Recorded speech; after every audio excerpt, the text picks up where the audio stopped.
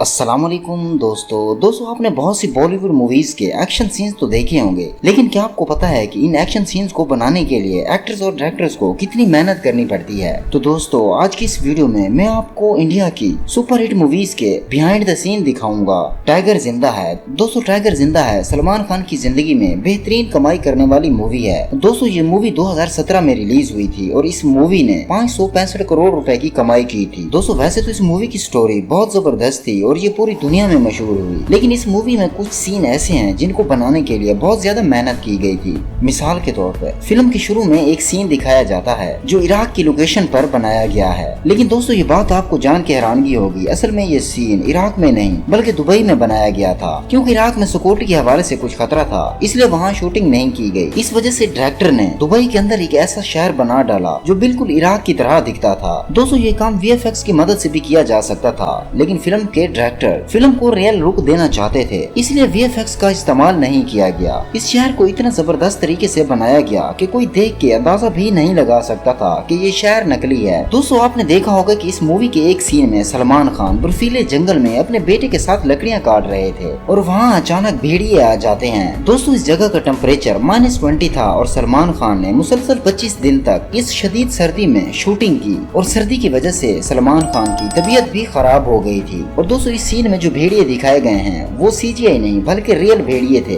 दोस्तों वैसे तो इन सीन में जो भेड़िए थे उनको ट्रेन किया गया था, लेकिन वो इतने खौफनाक दिखते थे कि कोई भी देख के उनको डर जाता। दोस्तों भेड़ियों का एंग्री सीन लेने के लिए पहले इनके आगे गोश्त फेंकते थे और फिर वो गोश्त इनको खाने नहीं देते थे, जिसकी वजह से भेड़िए एंग्री नजर आते थे और वो गोश्त का टुकड़ा काफी दूर फेंक देते थे, जिसकी वजह से भेड़िए गुस्से की हालत में उसके पीछे भागते थे और इसी दौरान सीन को रिकॉर्ड किया जाता था। और सलमान खान ने हॉर्स राइडिंग करते हुए कुछ घोड़े पे चढ़ के फाइटिंग सीन भी बनाए हैं। दोस्तों इस मूवी में कुछ सीन ऐसे भी थे जिनमें सलमान खान को काफी ज्यादा चोटें भी आई। दोस्तों इस मूवी में सलमान खान ने काफी ज्यादा मेहनत की और उसको इस मूवी में रिजल्ट भी बहुत अच्छा देखने को मिला। उसके बाद दोस्तों 2.0 इंडियन सिनेमा की सबसे एक्सपेंसिव मूवी है। इस मूवीज के ज्यादातर सीन्स को CGI की मदद से बनाया गया था। दोस्तों फिर भी इस मूवी में बहुत सारी मेहनत की गई। दोस्तों ये बात आपको जान के हैरानगी होगी कि इस मूवी में 1300 से भी ज्यादा विजुअल इफेक्ट मास्टर को बुलाया गया था। पहले इस मूवी को 3D में बनाया गया, फिर रियल शूटिंग बाद में की गई थी। दोस्तों इस मूवी का सबसे यूनिक कैरेक्टर तो अक्षय कुमार थे। दोस्तों इस मूवी में अक्षय कुमार को गेटअप देने के लिए काफी ज्यादा मेहनत करनी पड़ती थी। दोस्तों अक्षय कुमार को इस गेटअप में आने के लिए 40 दिन तक 6 से 8 घंटे रोजाना मेकओवर करवाना पड़ता था। मेकओवर स्टार्ट होने से लेकर शूटिंग के एंड तक वो कुछ खा पी भी नहीं सकते थे, क्योंकि ऐसा करने से इनकी लुक खराब होने का खतरा था। इन्हें बर्ड लुक देने के लिए प्लास्टिक और पेरिस का मास्क बनाया जाता था और दोस्तों इस मेकअप को उतारने के लिए भी 2 घंटे लग जाते थे,